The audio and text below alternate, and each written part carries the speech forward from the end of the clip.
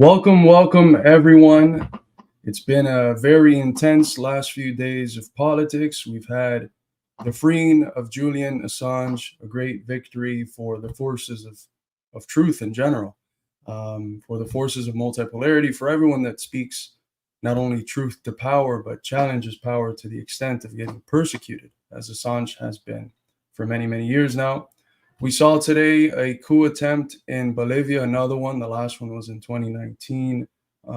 And the result of it was much better than the last one. Of course, they were out of power for a whole year, and they came back democratically back to power within a year. But this time they were able to solve it within the same day, within a few hours, actually. So obviously some lessons were learned from 2019. And of course, big things in multipolarity. That's something that is a recurring theme every single week we talk. Putin just visited the DPRK and Vietnam. So we'll discuss all that. You're free to ask questions. As always, we're remonetized. So if you want to send super chats, you can do that. So without further ado, let's get started with the international.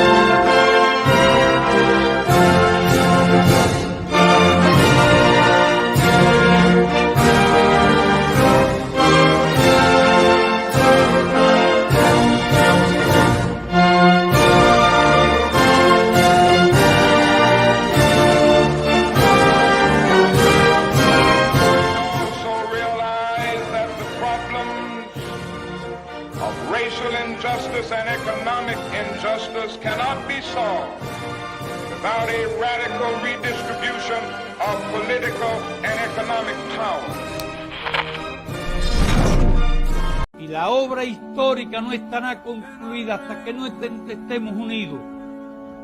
Sé que es una meta difícil, sé que es un camino largo, porque son muchos los que quieren que no nos unamos nunca para tenernos dominados, para tenernos avasallados. Y en esa lucha nuestro país ocupa, nuestro pueblo juega un rol fundamental. Luchar, resistir. Siempre quisieron apoderarse de Cuba los norteamericanos.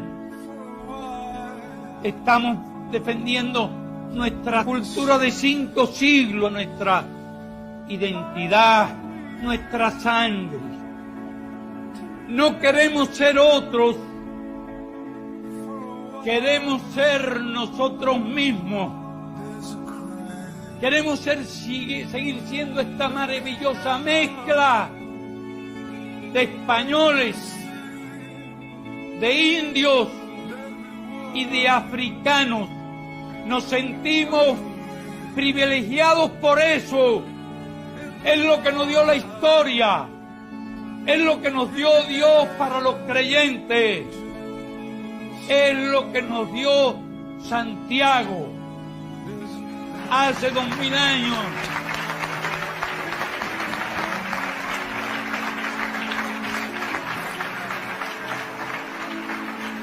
Y eso queremos seguir siendo. Eso y parte del alma de ustedes. Eso y parte del alma de España.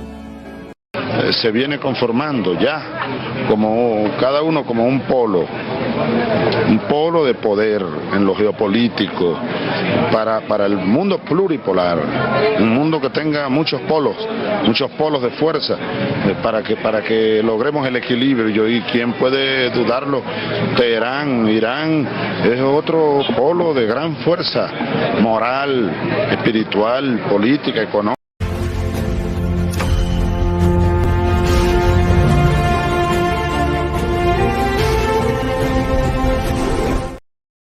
All right, what a way to start it there with the great, the legendary Fidel Castro affirming a message of unity, of a special type of unity against imperialism, of unity of the oppressed, the downtrodden, of those nations that are fighting for sovereignty in a world dominated by US imperialism.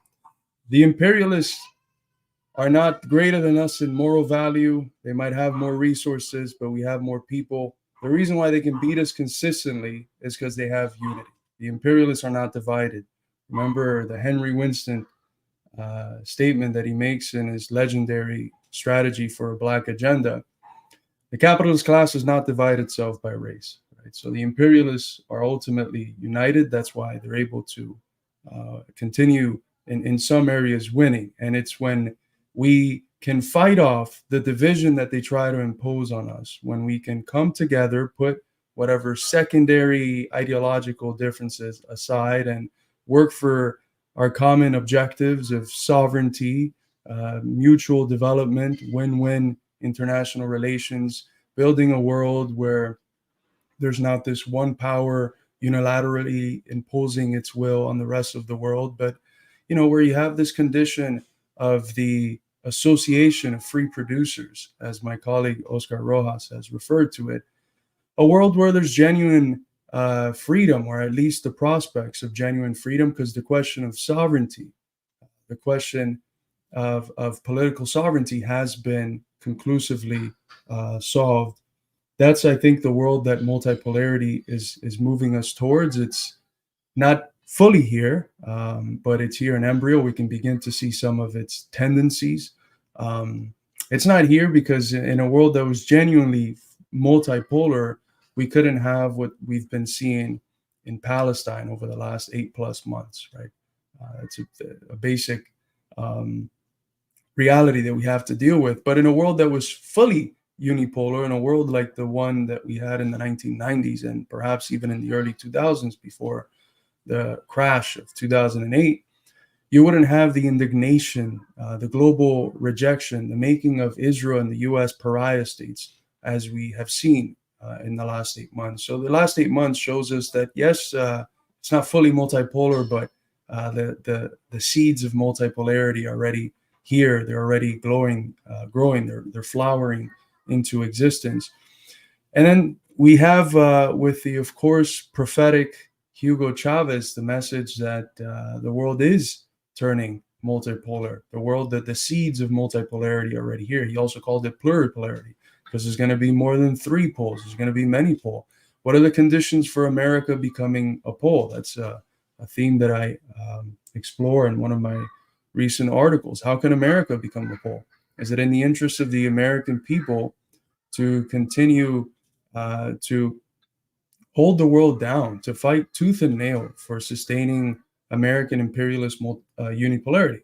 Is that something that's in the interest of the American people? Do the American people benefit from hundreds of thousands of from hundreds of billions of their tax dollars being sent out to war, while their country's infrastructure is completely decrepit, while their streets, former industrial powerhouse streets that were the basis of decent working class communities in the 60s and 50s and 70s, while these streets, these major cities, are plagued by zombified humans, humans that are addicted, that their whole conception of the future is reduced to where they can get the next hit.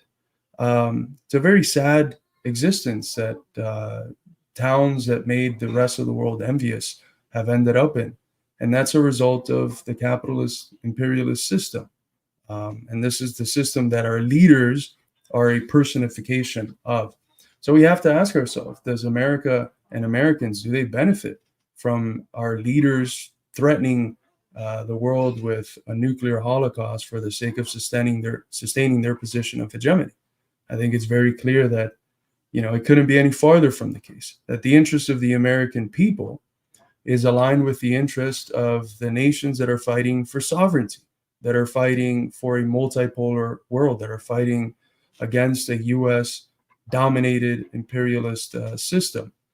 And in a way, our struggle is also for sovereignty. We can't say that we have sovereignty here in the US when the people do not have control over virtually anything. We do not have control over the culture that's imposed on us. We don't have control over the politics and policies that our leaders, our so-called representatives, which are in reality the representatives not of the people, but of the exploiters, oppressors, and parasitic creditors of the people. We don't have control over our economics. If the class that's actually in control says we're going to continue profiting off of parasitic rents and interest rates, the people have genuinely no say in the matter. They can't say, no, let's focus on a growth that actually develops the real economy, that develops industry, that develops infrastructure, that rebuilds our infrastructure, that builds new cities, that rebuilds our older cities. As we've seen in China, whole new cities are arising. Why can't we do that? Don't you think the American people would be interested in revitalizing their communities and revitalizing their country? Why isn't that an option? Because the American people are not sovereign. The American people do not have sovereignty. America is a country that's captured by international capital, by finance capital, by the highest level of development that the capitalist system has achieved. We don't have genuine sovereignty. Our people are not the ones that are in control. I saw a super chat here. Thank you so much, Battle Cossack, for the 50 Argentinian dollars. I saw Candace Owens earlier on the Jimmy Dore show saying that the Bolshevik Jews murdered millions of Christians. What's the story? Well, I haven't seen her appearance on Jimmy Dore, but that's utter nonsense. It's bullshit. It's a lie. The whole Judeo-Bolshevik myth is a lie. It was developed by Hitler and the Nazis. It's not true. There's been months on ends of work that we have done, that our friends at Infrared have done, that our friends at RTSG have done, debunking the Judeo-Bolshevik myth, the JQ nonsense, which honestly is the biggest gift we can give to the Zionists. It's been very clear for months on end, for years on end, that anti-Zionism has nothing to do with anti-Semitism, that at the front lines of the anti-Zionist, anti-Israel struggle have been Jewish people themselves. And here come around these literal Nazis and anti-Semites and attempt to literally recuperate a lot of this anti-Zionist, anti-system, anti-imperialist energy into their fold. And they bring about complete lies and distortions, such as these, that the Bolsheviks were Jews. They weren't. There was, for the first few periods, overrepresentation of Jews because they were the most, some of the most educated. And two, that they murdered millions of Christians, which is just utter nonsense. There was a difficult relationship that the Bolsheviks had with the church at first, because the church functioned as an institution of power, as it has in many different parts of the world. And if it's aiding the forces of reaction, if it's aiding the forces that want to, roll the clock backwards towards an era where a small group of people owned everything, benefited from the social order, while the vast majority of Russians lived in lives of complete despair, poverty, illiteracy. If that's what the church is doing, then the church, of course, has to be repressed, not because it's a church, not because it's religious, not because it's Christian, Orthodox, or Catholic, or whatever else, but simply because of the fact that it is functioning as an institution of the previous capitalist, czarist world order. And that has to be smashed in order for the proletarian and popular people's dictatorship to be built, just like other ideological institutions were smashed. The schools were radically transformed. The military was radically transformed. Policing was transformed. Everything was transformed. So the problem wasn't itself Christians or the church. The problem was one of how was that church concretely functioning in society. And it was a church that was functioning to uphold the interests of the rich. And in Latin America, we have a distinction between the church of the poor and the church of the rich. It's one that arises with liberation theology. And in the cases where the church of the poor exists in the country, what we've seen socialist governments do in most instances is not repress those, but help them flourish, help them develop. There's no inherent contradiction between the building of socialism and Christianity. So everything that Candace Owens is saying there is complete bunk, is decontextualizing and taking half facts and twisting them and building a narrative out of it that is, frankly, a narrative that has its roots in Nazism. So for those interested, I'd say you should check out the article that RTSG has done on this topic specifically. Let's see what else we have here. Chino Too Smooth. What happened on the day the BRICS nations unveil their new currency? I don't know. We'll see. I think it's definitely going to be a massive hit. It's not just a new currency. They also have a new thing called the unit, which is supposed to be a payment system that's apolitical and that can be used across different countries. And it's backed up 40% by gold and 60% by other BRICS currencies. So I think the inauguration of that, the unit, and whatever new currency, if they come up with a new currency or a different idea. Putin suggested a new currency in his speech at the St. Petersburg International Economic Forum. We'll see, if it actually comes about. I think a lot of the promises that Putin has made have been realized, so it's very likely that it will. But it's obviously going to have a tremendous impact on the development of multipolarity, which has as an integral component de-dollarization.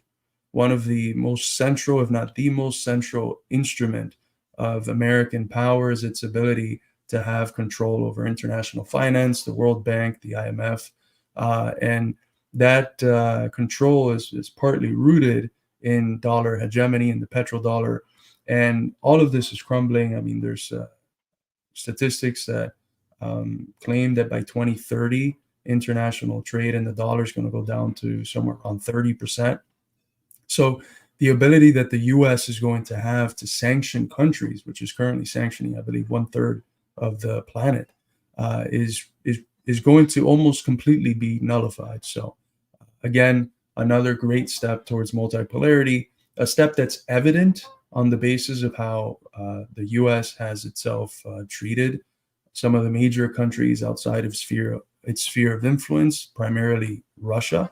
The attacks that Russia has faced with sanctions, with SWIFT, with everything else, have made it clear to the rest of the world that they cannot have any trust in the institutions that are attached to America, NATO, and the collective West, right?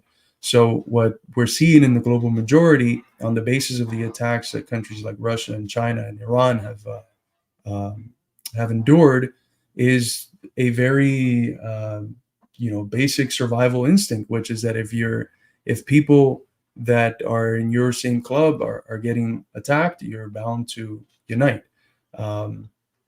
It becomes evident that if there's a force you can't trust, because whenever someone steps the slightest bit out of line, they get attacked. You're not going to trust the institutions of those people that exploit their control of those institutions for their geopolitical interests. So we're seeing, by the actions of the U.S. itself, they are bringing about a state where it becomes clearer and clearer to countries outside of their sphere of influence that they have to unite with each other. And I think that's part of what we're seeing here with that trip to the DPRK and to Vietnam.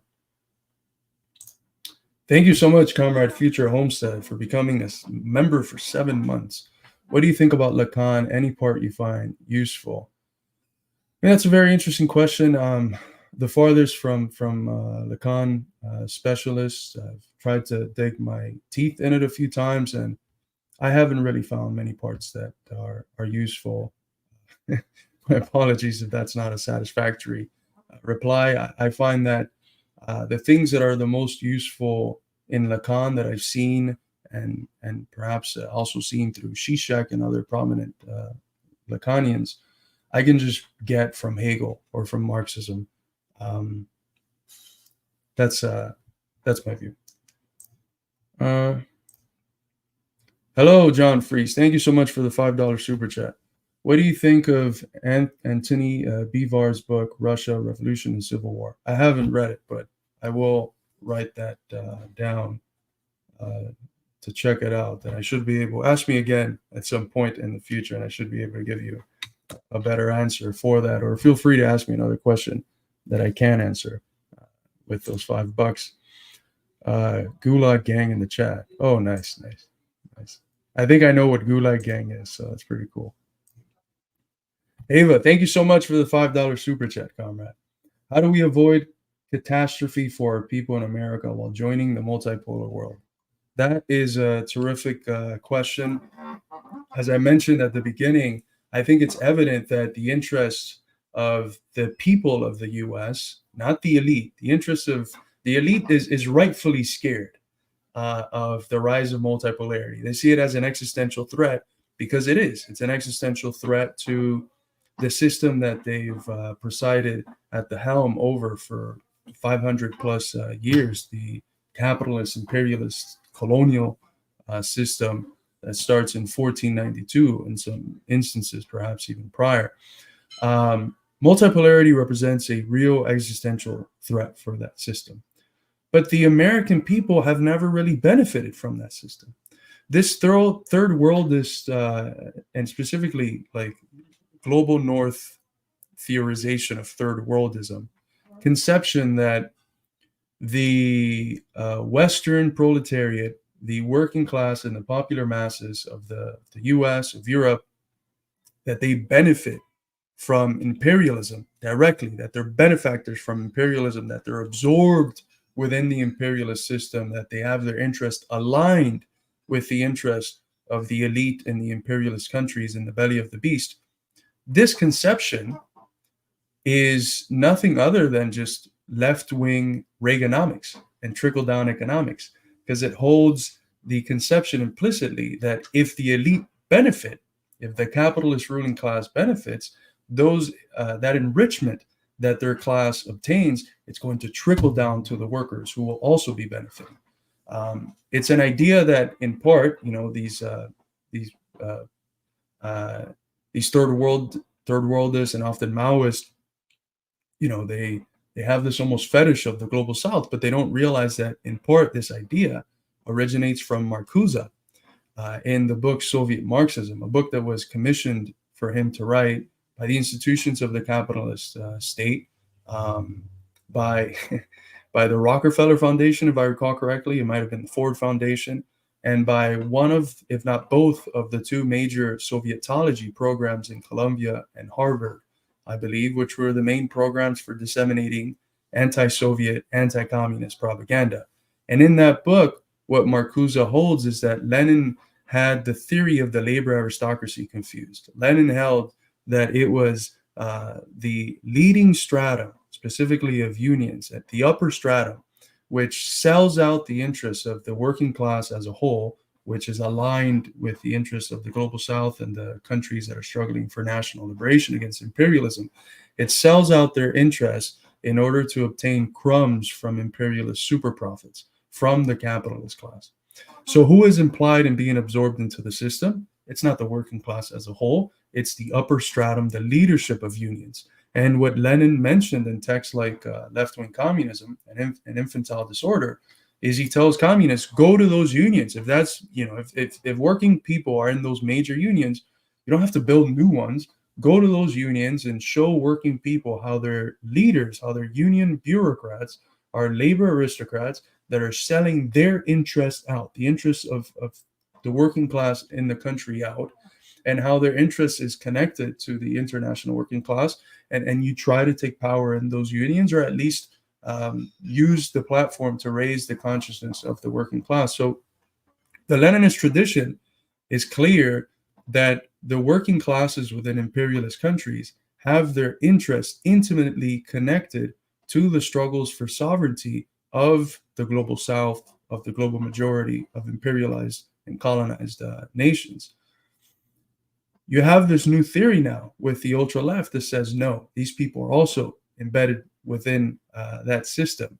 And therefore, what it does is present a cleavage between the workers of the imperial country, of the belly of the beast, and all the other workers. It divides what should be a place of unity.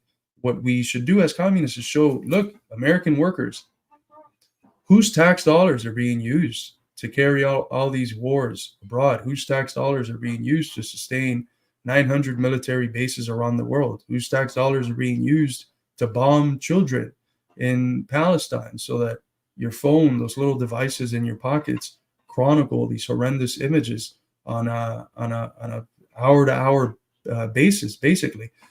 Whose tax dollars are going towards that and not towards rebuilding the country and lifting the living standards of the people upon whose backs and whose labor the country itself is premised on? It's obviously your tax dollars.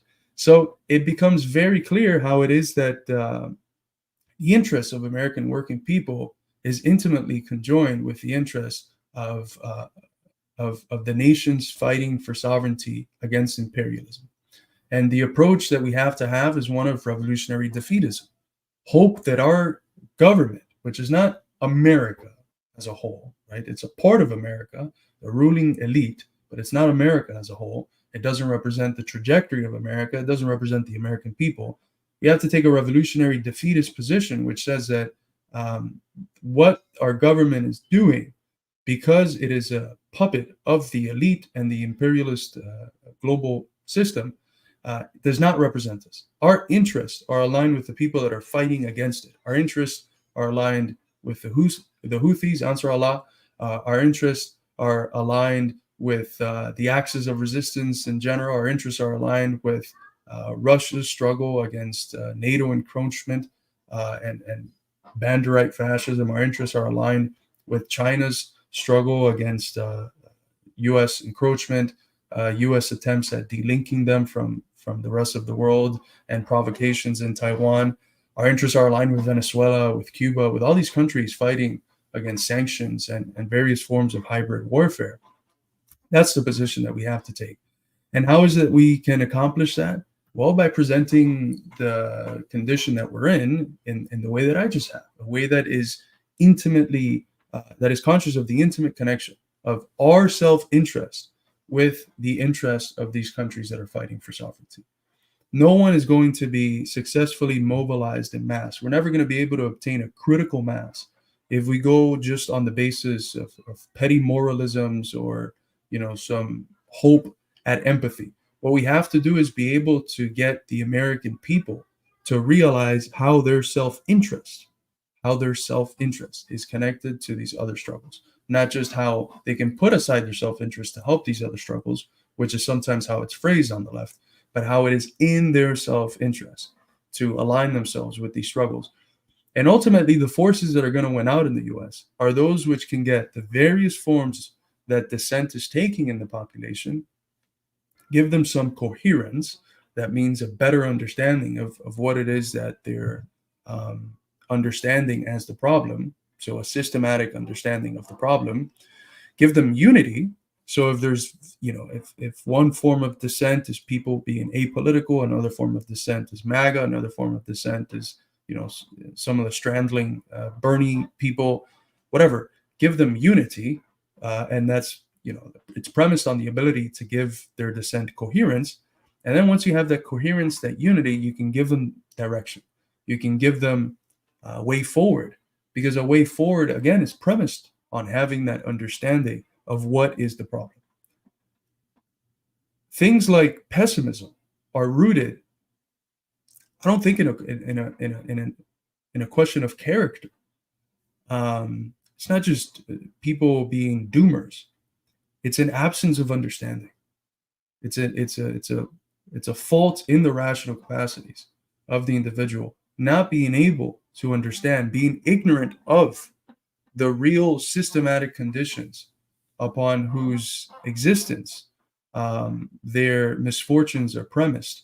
Because once you understand those, you realize that there's a way forward. This is what scientific socialism provides. The utopian socialists were the guys that said, the system is fucked. What do? Well, let's create an alternative to the system separate from it. And let's rally up the most progressive parts of the ruling class those that are charitable, to give us funds, and then we can build these utopian communities. It worked to a very limited extent. What makes scientific socialism, Marxism, a revolutionary, a step forward, is that it lets us understand that within the capitalist system itself, there's a way forward, and that way forward is the people, the working class. It is within their capacity to build a new world, to build a world designed in their image, right? So that's how I would approach that question. Okay, let's see where we're at.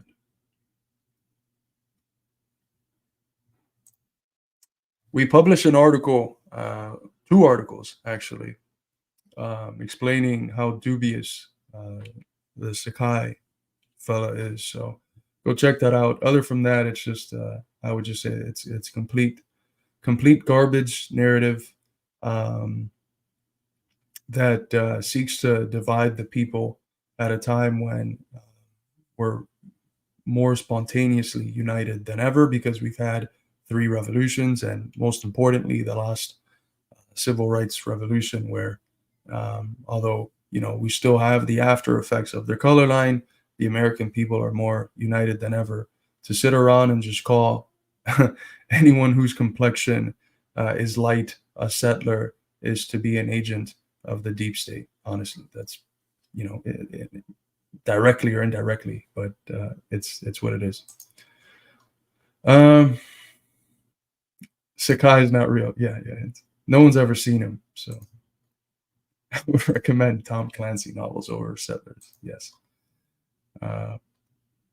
Hello, Comrade Marius. Marius and I had an amazing conversation over one of his articles recently. If you haven't checked that out, make sure you do. White labor aristocracy. Yeah. I want to start by watching some of our friend Donald Corder's interview with the legendary George Galloway. By the way, if you haven't already, Eddie had a great conversation with someone from the Workers' Party of Great Britain earlier today. So if you haven't had a chance to watch it, go watch that after this stream. It was a great talk. The Workers' Party of Great Britain is it's almost a messianic return of the old left. Exactly what it is that we needed, a left that's a no bullshit left.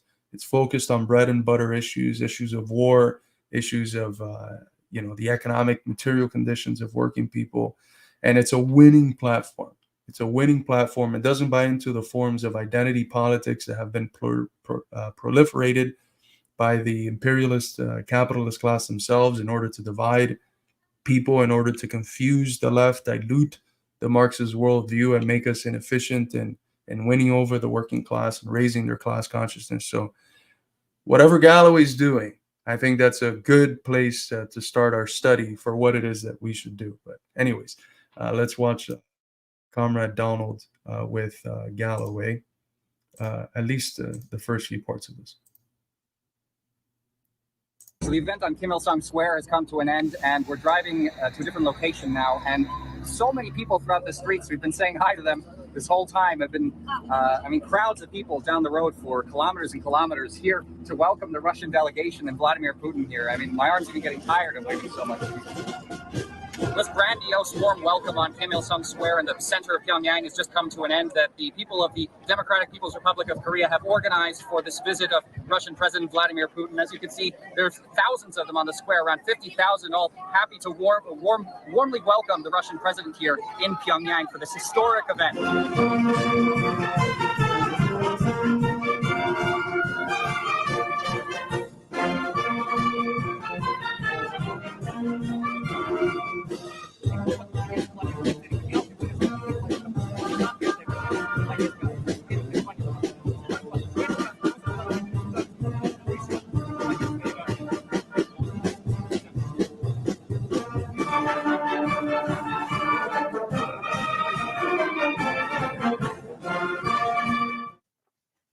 Donald Coulter, what an extraordinary event to have been a part of.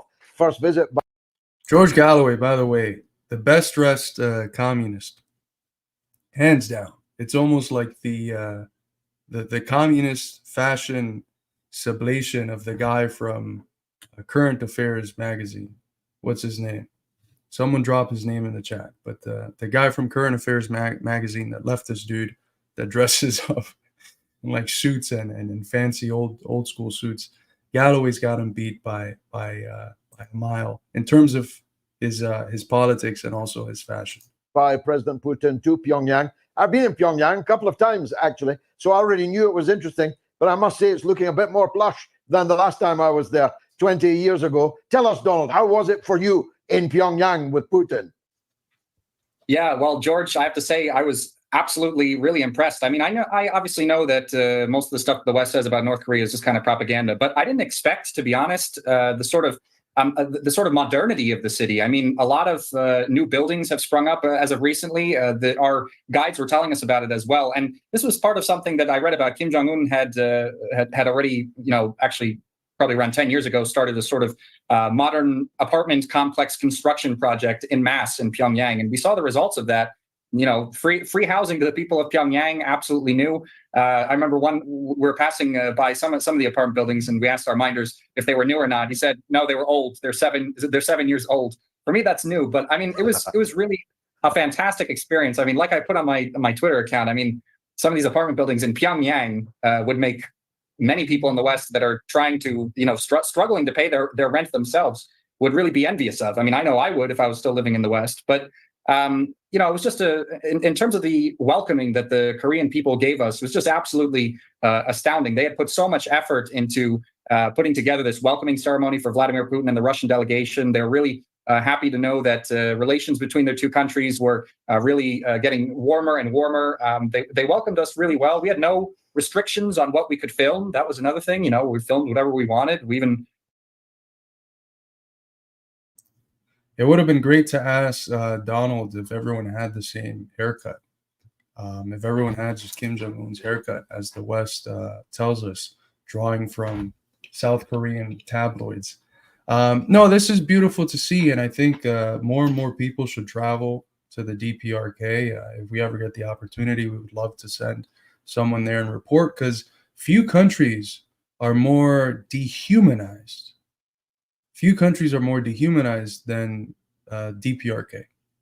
And it's extremely sad because it's been the imperialists, of course, who have, after waging a horrendous, almost genocidal war against them, where 20% of the population was killed, where every building more than 2 stories tall was bombed, then they just completely de-link them from the whole world economy.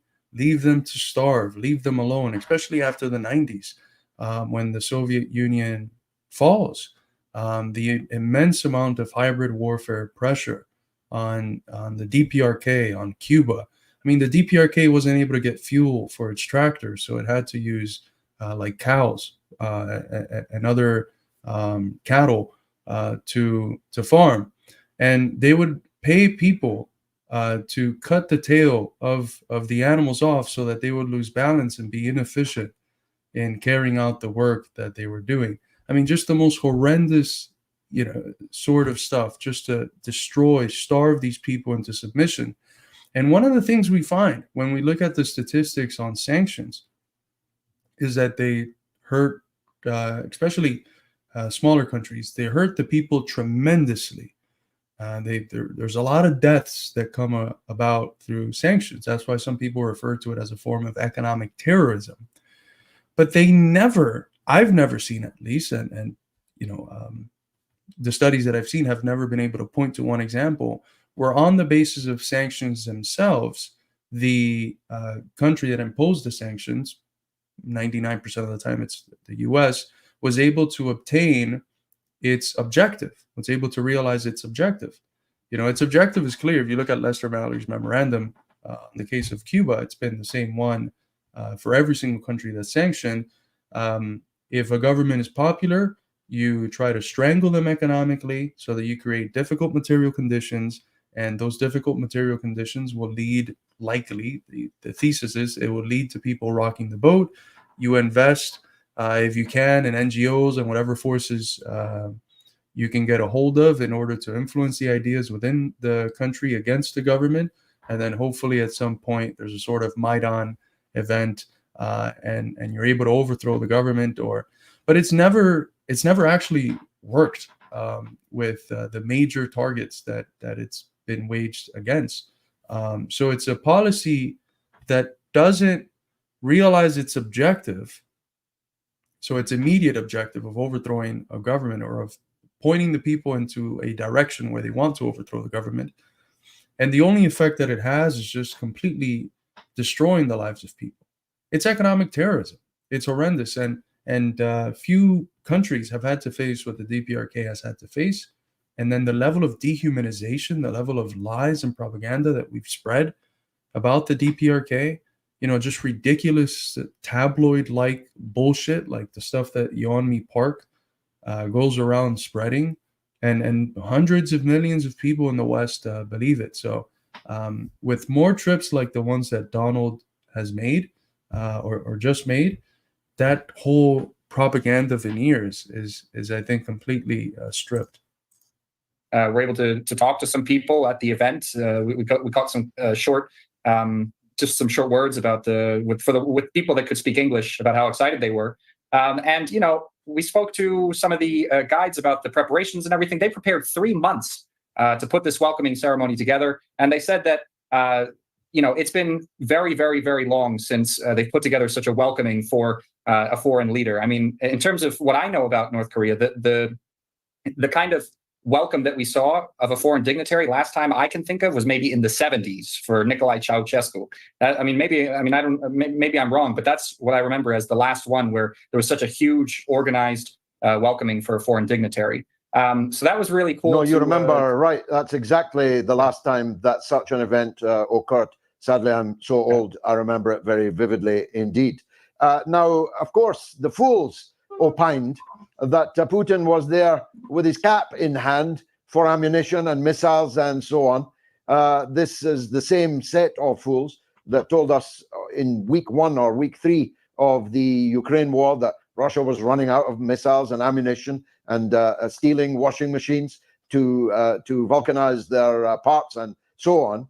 But in fact, it was a shift in the geostrategic coordinates in the world, wasn't it? It was Putin saying that any attack on North Korea will be regarded as an attack on us. And if America is putting long-range missiles in countries that are hostile to us on our borders, we're going to put long-range missiles in the hands of the people that the United States has deliberately chosen to make enemies of. That was what was really going on, wasn't it? Absolutely. Kim Jong-un and Vladimir Putin, they signed what they're calling a comprehensive agreement on strategic partnership. But if you read the actual details of the document, what it really looks like, is an alliance, because there's a real, one of the main clauses is, like you said, basically a mutual defense pact, where if anyone attacks North Korea, Russia's going to come to their aid. And as well, it goes reverse as well. Obviously, Russia's in the Ukraine conflict already. So theoretically, this could even mean that North Korean troops would be, formally justified to enter into the Ukraine conflict. And this is exactly what is happening now. A few hours ago, what we saw was that this is announced by BRICS News. North Korea says it will send troops to Ukraine to fight alongside Russia. And here's Donald. This is great news. Multipolar solidarity at its finest. Russia and the DPRK will now have the only anti-imperialist militaries in the world with a hardened combat experience in modern conditions. So, this is huge. I know that the DPRK has been kind of asking to send people into the front lines of Ukraine for a while to fight the Banderist forces. So now it's going to get done with the agreement that they signed. I was concerned in part because one of the things that Radhika Desai, good friend of the Institute, great Marxist economist, one of the things that she mentioned with her interview with Garland Nixon recently, if you haven't seen it, go watch it, is that these agreements are made, but it's never really guaranteed that if for instance Russia's attack, that just because it's in an agreement with China or with DPRK, specifically with DPRK, that the DPRK has to jump in, nor vice versa. That the sorts of agreements, for instance, that NATO has, if you look at its clauses, all it means is that if one country in NATO is attacked, all the other countries have to decide what they are going to do, what they're going to send, for instance. And a country can like literally just send a helmet and that's it, or send some flowers and that's it. So I was wondering if the sort of allegiance was primarily symbolic, and I don't think so. I think it's substantive. And one of the things that shows us is now that right off the bat, what we're seeing is DPRK troops heading into Ukraine to fight on one of the nodal points where the multipolar world is being born. I got to tell you, I was lucky enough to be at a press conference with Vladimir Putin at the second stop of his trip in Vietnam, where he addressed this possibility of North Korean troops being in Ukraine. The Russian president said that's not likely to happen because they've already had the opportunity. You know, they were welcome to volunteer or do that already, and they've chosen not to. And Russian president said also they don't really, you know, the Russian forces there don't need any sort of other forces to join there to accomplish the objectives of the military operation. But the North Koreans are, of course, welcome. Like you said, George, the main thing, and Vladimir Putin also said this at the press conference he gave with Kim Jong-un, or the statement rather he gave after the signing of this agreement, is that this is in connection with the West supplying Ukraine with long-range weapons that they're using and allowing them to use deep within Russian territory. This is something we heard the former president of Russia, after the West started publicly approving of this use of long-range weaponry. The former Russian president, Dmitry Medvedev, said, we're going to start arming and aligning with anyone who's anti-American now as a response to this. And this is, I would say, part of that, an extension of that stance, that policy, where, North Korea and Russia are in the same boat. They're both fighting for multipolarity. They're both anti-imperialist. And they're both some of the most sanctioned countries in the world, Russia being the number one, North Korea now being either number 2 or number 3, I'm not really sure. So they're really in the same boat. And this agreement describes how they have to stick together in the new geopolitical climate. There was recently, of course, a terrorist attack again in Russia, supposedly by ISIS. But it's very interesting how all of ISIS attacks are always on the greatest enemies of U.S. imperialism. I've never seen any ISIS attacks carried out in the U.S. or in Israel. It's always in those countries that are the biggest targets for the American empire, those countries that are outside of the sphere of influence of the American empire. We fought alongside with ISIS in Syria. We armed them. In many ways, you could say that we created ISIS. And now they're carrying out terrorist attacks on our enemies, real dirty forms of warfare. That's the sort of low level that the American empire has to stoop to in order to achieve its aims, and in order to sustain as best as it can its dwindling hegemony and control on the globe. So, okay, that was an excellent segment with Donald and George Galloway, the legendary George Galloway. Darg, thank you so much, comrade, for the $20 super chat, huge super chat. This is a very loaded question. I think that what you have with the end of the gold standard, and specifically the switch towards the petrodollar, is an increase in the international power of the American empire, unlike I think anything we could have possibly foreseen. Like, this is the sort of area where more Marxist scholarship has to be done, because you can't just go back to the classics. I mean, Marx assumed that you would never be able to disconnect currency from something like gold or silver. And the U.S. was able to do that and base the power of the dollar on its control, not only over oil, but on its military might, really. And I think that as countries like Saudi Arabia, on the basis of their self-interest, the UAE and others, begin to turn away from the United States and see that maybe their self-interest might be better served with BRICS and the multipolar world, I think that the basis for dollar hegemony is going to become clear. It's going to become more clearly whatever military might the U.S. has, the 800 plus bases that it has around the world. But even that is dwindling. It's, as Mao said, a paper tiger. In none of the proxy wars that the U.S. has carried out, has it ever won. In many ways, the structure of the military-industrial complex, although we spend trillions and trillions of dollars, more than the next 10 countries combined, we don't really produce much. What we sell to the various departments of the imperialist state are basically concepts. It's almost one big pyramid scheme. And by the time that the going gets going and we have to build stuff, we're not that efficient in building it. And the sort of stuff we build is not very good. It's tanks that get blown up very easily, planes like the F-35 that are shit. So the military might that's really today backing the dollar, along with the dwindling control that it has over oil, the petrodollar, that's going away. And I think it's one of the central features of the development of the multipolar world, that this control that the U.S. has had over global currency, where every country in the world, if it wanted access to the world market, it needed to have a reserve of U.S. dollars, dollars that had to be attained by actually producing something, by actually doing something.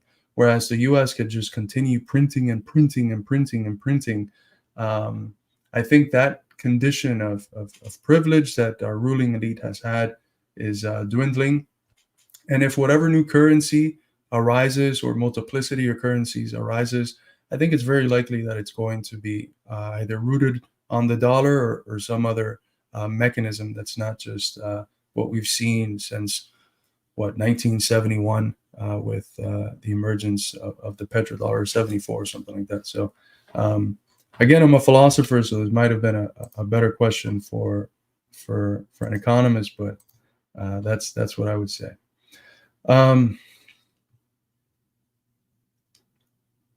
Yeah, but productive in what sense? You can't just look at GDP. A big chunk of U.S.'s GDP and its growth, it's completely speculative. Michael Hudson recently said that something along the lines of 95% of the profits made by Fortune 500 companies comes from interest, rents, and stock buybacks. So literally nothing in terms of real economy being produced. There's very few places where there's development going on in the U.S. I think Houston is one of them. That's where I'm at. There's stuff going up, but it's not really industries in many cases. It's not infrastructure. It's like housing developments and stuff like that. We see something similar in Miami and in other parts of the country, but there's no grand projects of infrastructure development, of city constructions as we see in China. The real economy of the U.S. is not anywhere near to what we have it in China or even Russia. Okay. The next thing I wanted to discuss is the news of the day, the Bolivian coup attempt. And I'll do that by putting on one of the great videos that our friend, be ongoing in Bolivia. Our brother in arms, Eddie Liger, made about it. Geez. Another coup attempt appears to be ongoing in Bolivia, which is currently run by a socialist government, as elements of the Bolivian military have surrounded the government palace. You know that this clown is smiling right now. He can just smell that Bolivian lithium. I wonder if he'll put out another tweet essentially admitting U.S. involvement. We don't know that the CIA or other imperialist groups are involved yet, although they were deeply involved in the 2019 coup, which saw Bolivian President Evo Morales exiled to Mexico, being replaced with a violent fascistic dictatorship, which was then ousted in the next Bolivian elections amid mass suppression of the Bolivian masses. And it looks like the far right is once again making a move to seize power after their humiliating defeat in 2020. Bolivian and Venezuelan leaders have now called on community groups or socialist organizations to defend democracy in Bolivia and help thwart this attempt to seize power undemocratically and violently. And this highlights the absolute necessity for socialist movements to make sure that the working class are armed and trained in self-defense tactics because of the violence that will inevitably be inflicted upon them by the imperialists. It's probably only a matter of time before we find out that the US is backing this coup, but I'll keep you informed as we learn more. Okay, so as you all should know, the coup was, of course, defeated. So, I mean, there's two things to take away from it. One is the fact that it didn't have the same fate as 2019, where they actually were able to succeed and kick the government of Evo Morales out of power. Evo had to flee to Mexico. If he wouldn't have gone to Mexico, he could have very likely been killed. There was hundreds of people killed, hundreds of indigenous activists killed. It was a literal fascist government that lasted for around a year until the next elections. And I think that what it showed was something that one of the Institute's writer, Sebastian Leon, a philosophy professor out of Peru, he mentioned that what Bolivia was able to do, what their socialist process, the movement towards socialism party was able to accomplish, was they were able to win the war of positions, but they weren't able to build themselves up to the level of winning the war of maneuvers. The direct frontal attacks from the bourgeoisie, when they came, were successful, and they were able to depose the government of Evo Morales. They came back to power because they had won the war of positions. But now we see a similar attempted coup. Remember that it was the military basically who told Evo to get out last time and put up a candidate, put up for president Jenny Áñez, who had, I think, like 2% of the votes in the previous election. So an extremely unpopular far-right racist candidate. They removed the Wipala, the indigenous flag, and it was very ugly, the condition. And I think they might have learned from it, because it happened again, and they were able to succeed in sustaining power. The people came out in defense of their sovereignty, in defense of their democracy, in defense of their revolution and their revolutionary transformation of the country. And what the movement towards socialism party has been able to do has been tremendous. It's economically uplifted the vast majority of people. It's done tremendous efforts for bringing forth the recognition of the indigenous peoples, which are, I believe, a majority of the society, if not almost a majority of Bolivian society. It changed the name of Bolivia to the plurinational state of Bolivia. So these are not symbolic gestures. It incorporated the Buen Vivir, I don't know why I said it like an American, Buen Vivir program within the constitution, something it had done with Ecuador, but it's not really being implemented in Ecuador because of the right-wing governments that have taken root after it had been implemented. So it's done tremendous things to uplift the people. As of recently, with Luis Arce, there have been some contradictions that have arisen in the movement towards socialism party. There's parts of the party that side with Evo and think that Luis Arce is in many ways capitulating to middle-class elements and other elements. And then there's, of course, the Arce faction. And I would hope that an event like this will be able to reunify them, to help them realize that whatever contradictions they have amongst each other, they're secondary contradictions. And what they have to do is unite and bring all their forces together in order to protect the revolutionary project that they're embarking on, in order to defend their sovereignty, which is central, and in order to continue carrying forth the revolutionary transformation of their society. I think there's also a learning lesson here that's very similar to the last one. The fact that a part of the military was able to do what it did, even if it was squashed within 4 hours, it shows that there's a certain level of absence of control over the armed forces, and that's unacceptable.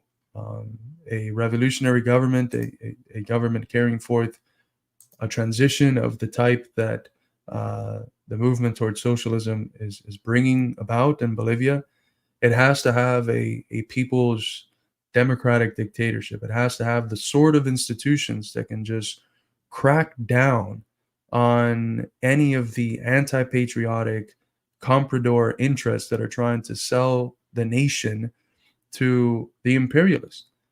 So there cannot be one soldier there can't be one soldier that sees their self-interest as aligned with the interest of those who want to sell out the country to the imperialists. So how do you secure, I think going forward, how do you secure the armed forces, as for instance, Venezuela has been able to, without having a process identical to, say, Cuba's, but how do you secure the armed forces to such an extent that something like what happened today, even if it was squashed in 4 hours, does not happen again?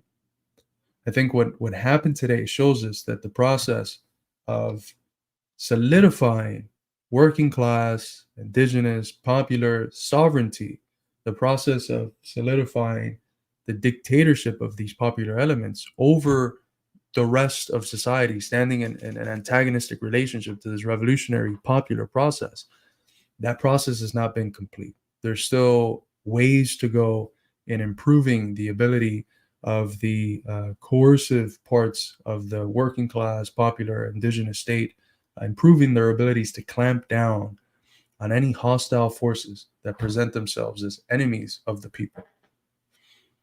So they were able, to destroy the coup attempt. Their memory of what happened the last time is very fresh. Hundreds of people died.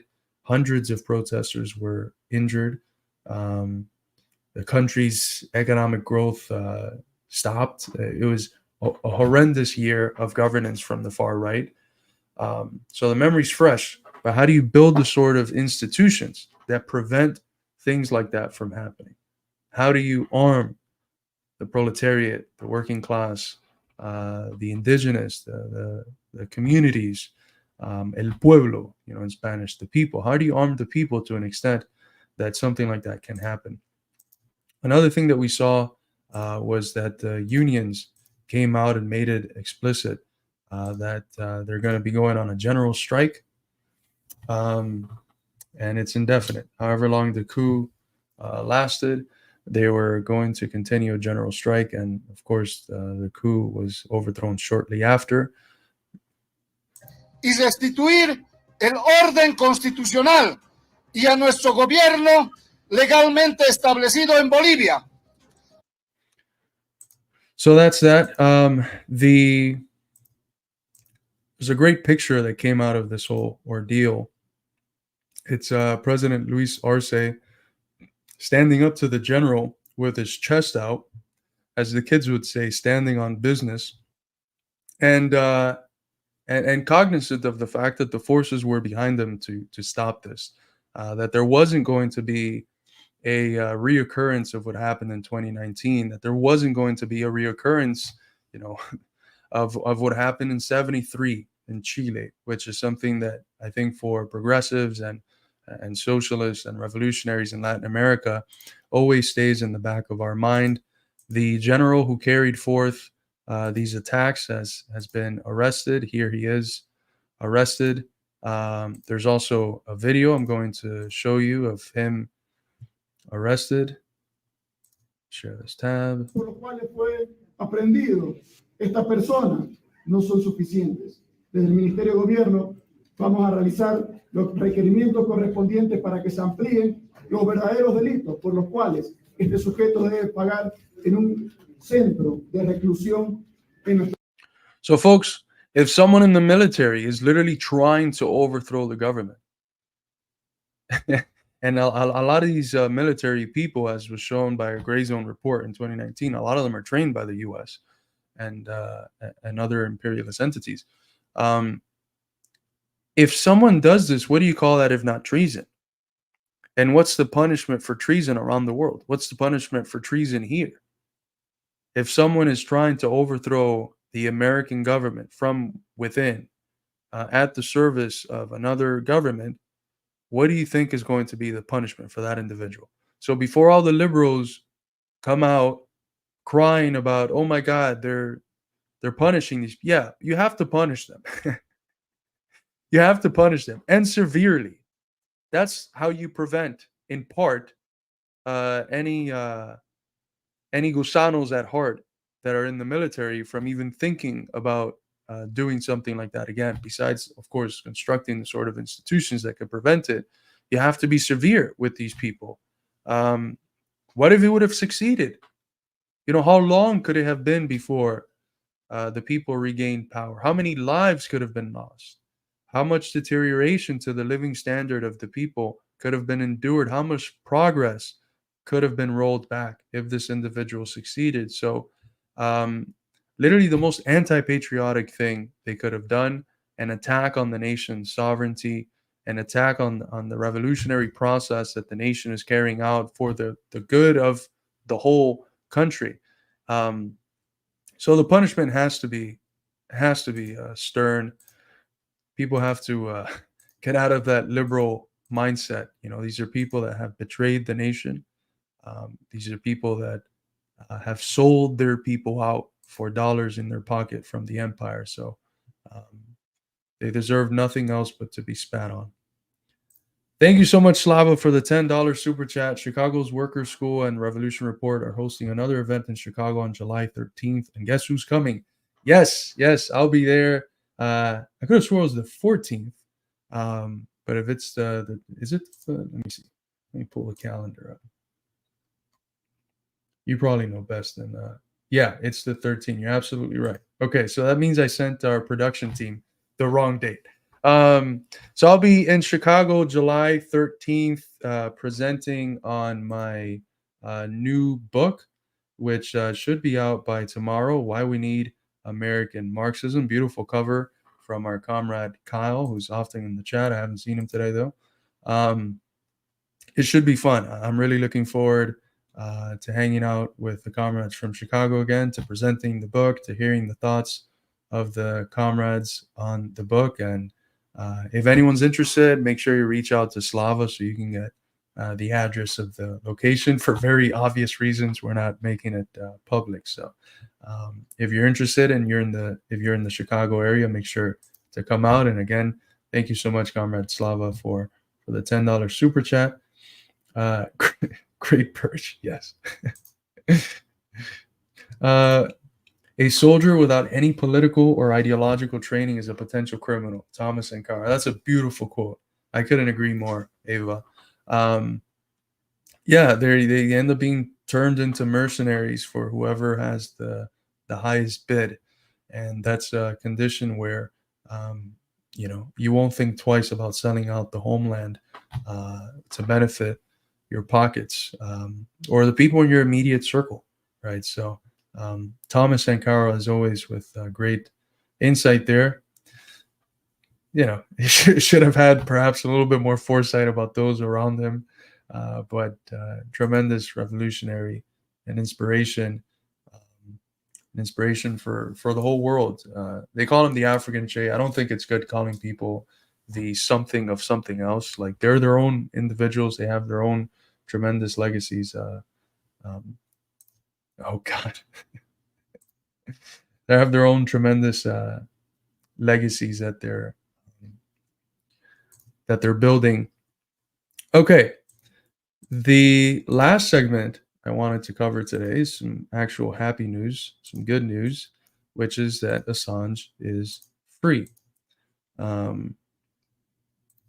So let's watch one of Compañero Edis's videos here. So what information did Julian Assange actually reveal? Why was the US government trying to keep him in solitary confinement till he died? Well, for one, there was the famous Baghdad helicopter video. This was a video released by WikiLeaks that was taken from the seat of an Apache attack helicopter, and it showed the US military gunning down a crowd of civilians in order to get 2 targets. The event had previously been covered up and hidden from the public view by US military higher-ups. Additionally, Assange released the Afghan and the Iraq war logs. These revealed that the US military had unalived tens of thousands more people than what they admitted to in Iraq and Afghanistan. It also revealed that there was a giant systematic torture program that the US was running in Iraq, which was being overseen from the highest levels of the US military. He also revealed that the US was torturing people at Guantanamo Bay and showed that many of the people there were there without just cause. Another thing that he revealed, which I think is one of the reasons that the Democratic Party hates him so bad, is that Hillary Clinton was illegally collaborating with the DNC during her primary against Bernie Sanders. The Democratic National Convention, which is supposed to remain impartial, was communicating with the Clinton campaign and helping her to defeat the Social Democratic Sanders. And this is why Hillary has started to claim that Julian Assange is a puppet of Russia, because he revealed that she's an evil, corrupt liar, which is something we already knew, I guess, but WikiLeaks just made it common knowledge. Solidarity with Julian Assange. Here was Assange's crime. This was his crime. His crime was being a journalist, doing what journalists are supposed to do. Journalists are supposed to be the watchdogs of those in power. They're supposed to hold the fire up to the feet of the powerful, to catch them on whatever they're doing, expose it to the people. And in the West, and specifically in the US, but in the West in general, what journalists actually are the lapdogs of the elite. They're the lapdogs of the rulers. Instead of being the ones that hold rulers accountable to the people, they are the ones that function as the microphone so that the ruler can spread, so that the elite can spread their narrative across the population, so that they can deceive and misinform the narrative. And then they have the audacity to claim, often, as what we've seen, as we've seen recently, that what they're doing is in the name of misinformation, of combating misinformation. So the misinformers are the ones in charge of combating misinformation.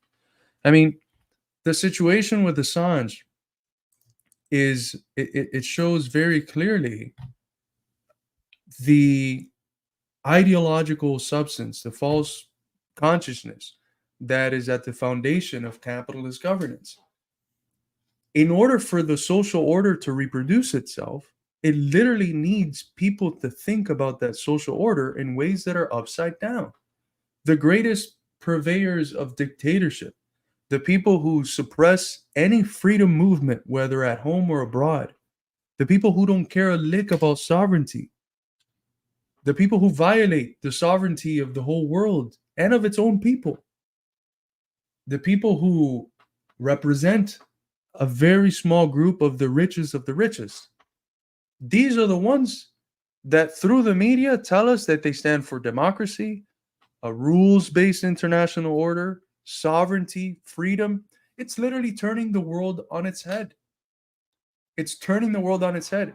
And the lapdog media is one of the most fundamental interests that the elite, one of the most fundamental instruments that the elite has for deceiving the people, for getting the general public to think about the world in an upside down manner, to think about the world in a distorted manner. Instead of having the ideas be a direct reflection of the world, it is a distorted refraction.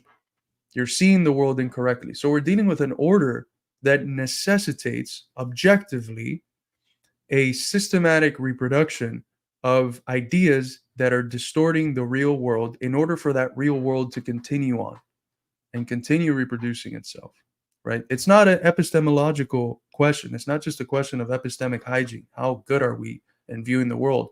False consciousness is fundamentally an objective component of the capitalist social reality.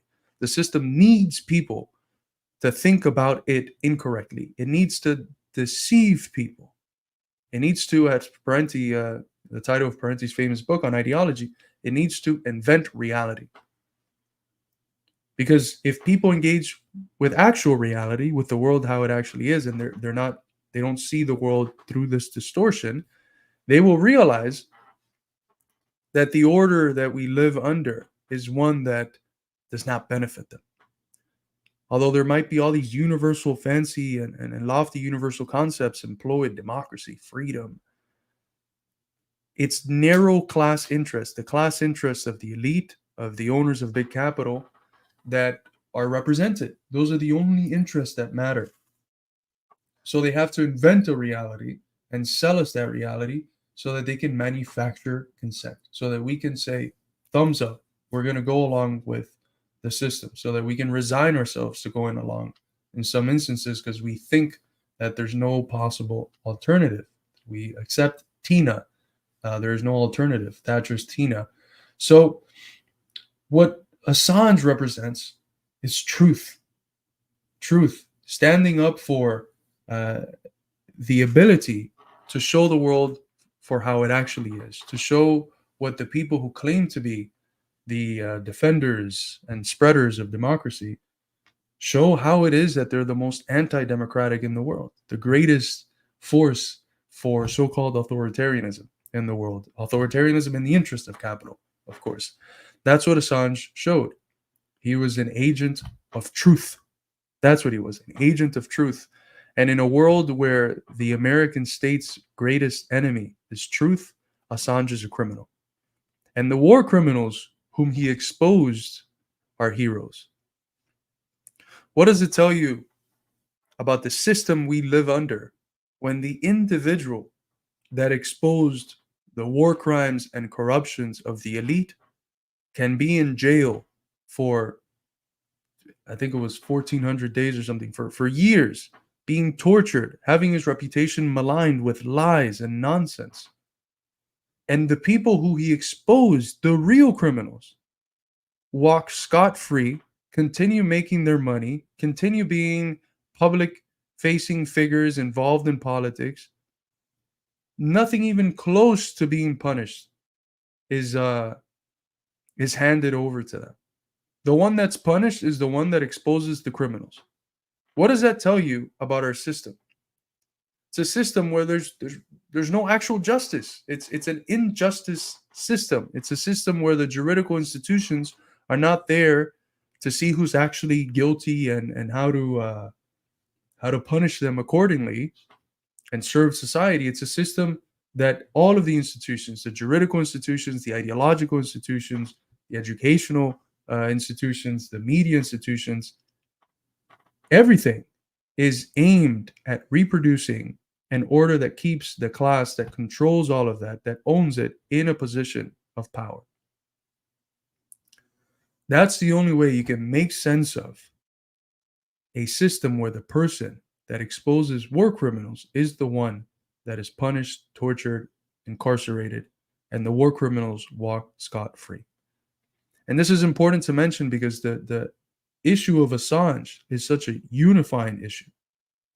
Whether it's some conservatives like Tucker Carlson or libertarians or communists or socialists, the vast majority of humanity, it doesn't matter where they fall in the political spectrum.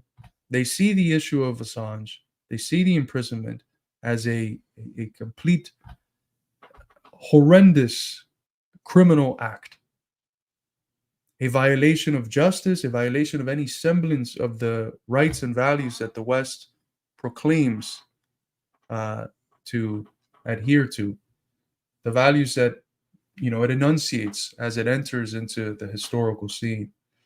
So it's important just to not see this as an individual case. What bourgeois ideology wants us to do is to see everything disconnected from everything else, to see just individual things, to take the issue of Assange separate from the issue of Snowden and separate from the issue of censorship online, separate everything from everything else. Because when you do that, you are, by definition, unable to think systematically. To think systematically, you have to be able to think through interconnections. You have to be able to think dynamically. You have to be able to not be scared when you see contradictions, but to carry them on, understand the objective character of contradictions and look for how they can be resolved. You have to be able to think in terms of totalities, to think comprehensively. Those are the essential components for thinking systematically. And when you're taught to separate everything from everything else, you have been stripped of the possibility of thinking systematically.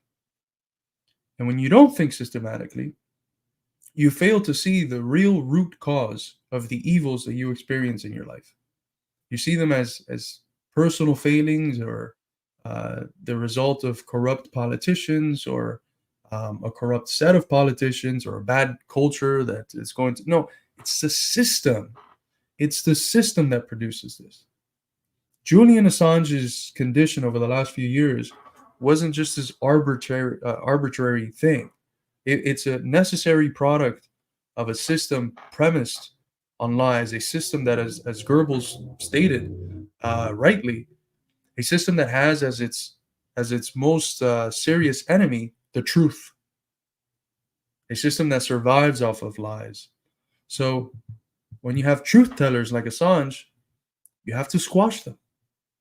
And the freeing of Assange is a great win for the whole world.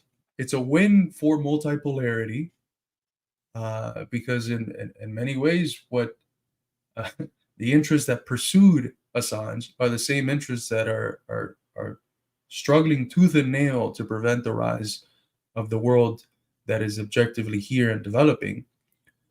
It's a win for truth. It's a defeat of the empire, at least in one area. And we'll see. I mean, hopefully he's actually freed and nothing horrendous happens, but he wouldn't have been freed without the mass mobilizations, without the mass discontent that not just the American public, but the world itself has shown on the issue of Assange. It's such a unifying issue. And that's why whenever we speak of it, we have to mention the systematic origins, the system that has made it necessary for Assange to be treated as he's been treated, the system that Assange, by telling the truth, threatens. Okay. All right. Hi, Carlos from the Netherlands here. A lot of people have woken up because of the genocide in Gaza. Yes. And I think that, the way that imperialism works is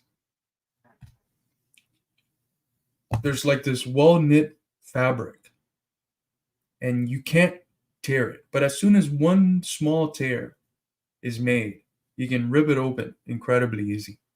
There's fabrics that are like that.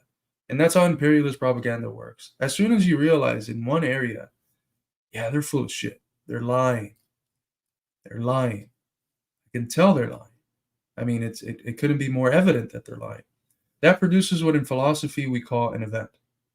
A rupture in the everydayness. You're going throughout your day just consuming and accepting whatever they tell you. And then something like that happens and it breaks it. It forces you to sit there and reflect. Okay, what the fuck was that? And it opens up the possibility of being in a state where if someone else comes in and tells you, hey, it's not just that. Look at these other areas. Here are the points of connection between this area that you just saw them lying to you on. Yes, they're lying to you about Palestine. But let's look at what they tell us about Ukraine. Let's look at what they tell us about Venezuela, Cuba. Let's look at what they tell us about states of the past. Let's look at what they've told us about the Soviet Union. Let's look at what they tell us about China, right? And then let's do something further. Let's try to understand why it is that they do that. Let's try to understand the system that makes it necessary for them to do that.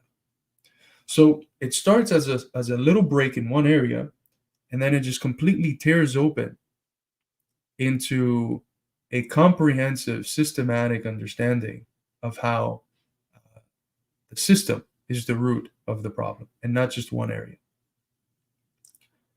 So yeah, a lot of people have woken up because of Gaza. And I think it's up to us, communists, to show them that is a product of the system. And if you want to prevent more Gazas from happening or reoccurring, you have to stand with the forces that are challenging, that are bringing the death knell to this system. And that's the forces of multipolarity, the axis of resistance, Russia, China. It has to be us too, because as Lenin said, a social order might wobble, but if it's not brought down, it's not going to fall. And the United States might wobble all at once, but the only way that the imperialist system, not America's own, the only way the imperialist system, the imperialist character that America's taking The only way it can be brought down is with our fight.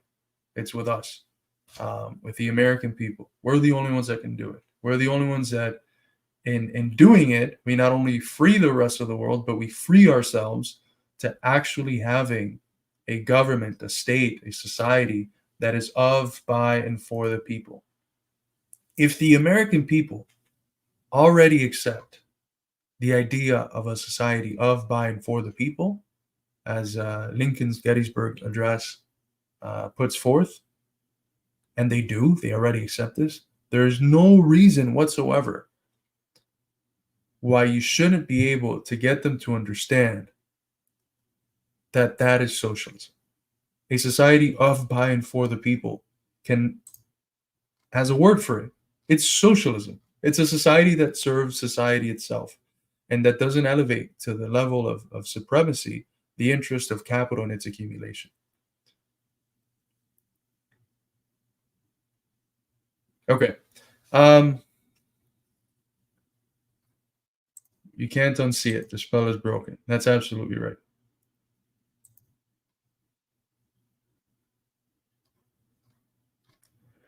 All right, folks. It's been a very fun hour and a half with you all discussing geopolitics. Thank you to all who joined. Thank you to all who were generous enough to donate.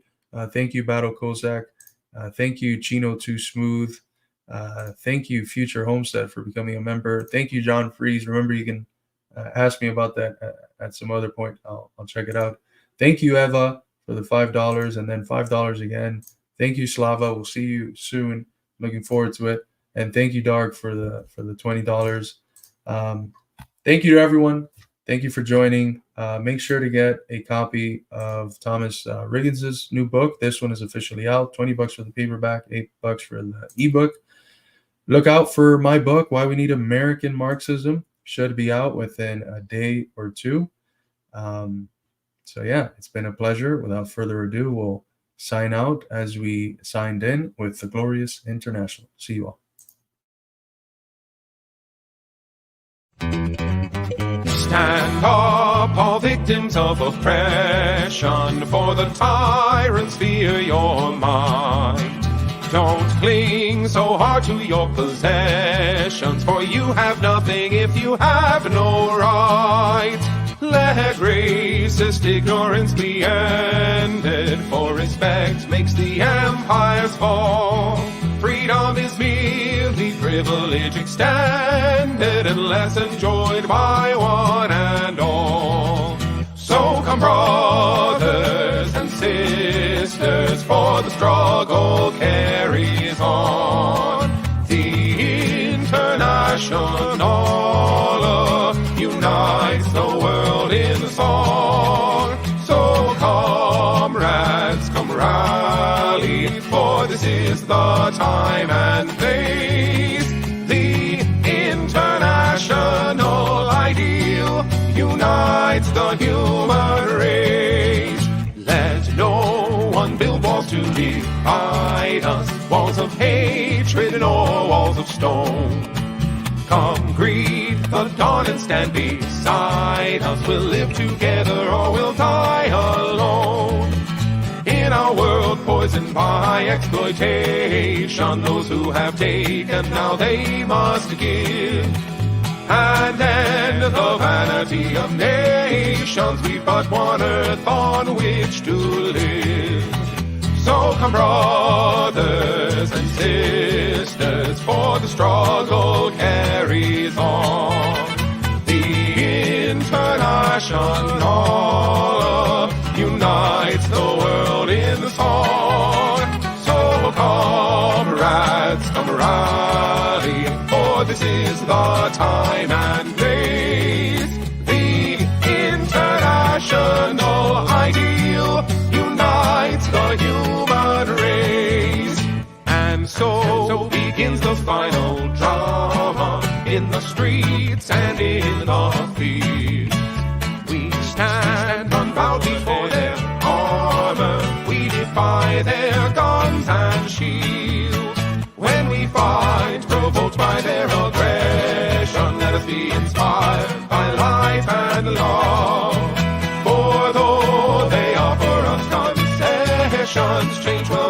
come from above. So come, brothers and sisters, for the struggle carries on. The international